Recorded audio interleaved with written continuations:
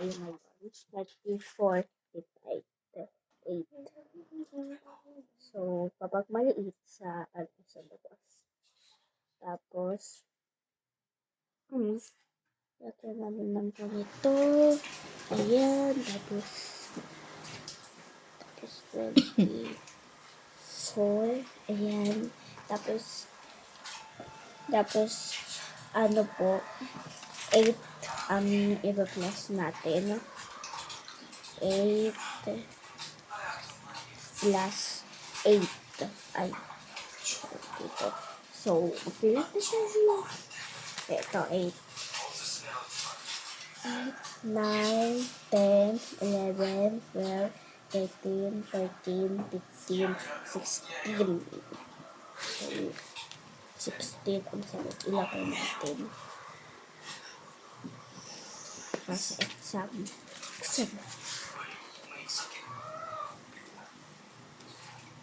Lagyan natin ng pakanya. Ay, mali.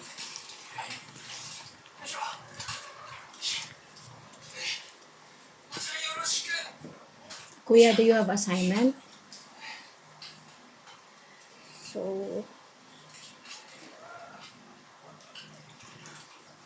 yung ginawa lang po namin ay na project eh.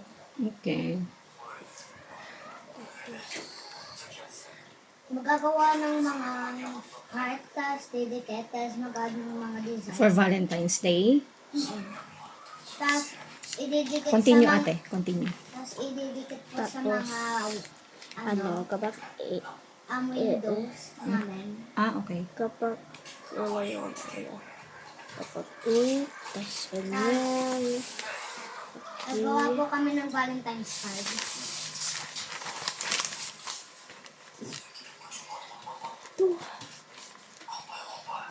Tapos, Tapos pag Valentine's ito, Day 8. na po, Ito, 8. Valentine's Day na po, Tapos, 16 sa bibig. magbumas po kami. 16, 17, 18, 19, 20, 21, 22, 23, 24. Okay. Kapag naka-25 na tayo, ilalagay naman siya ay ibibilangan natin kung nakailan tayong 8 sa unahan hanggang unahan. Simula tayo sa unahan. 1, 2, 3. Naka-3 tayo ng 3. So, ilalagay natin siya sa 4. Tapos, yung 24, ilalagay natin sa dito. Tapos, dito. Ayan. Tapos, is i-minus natin.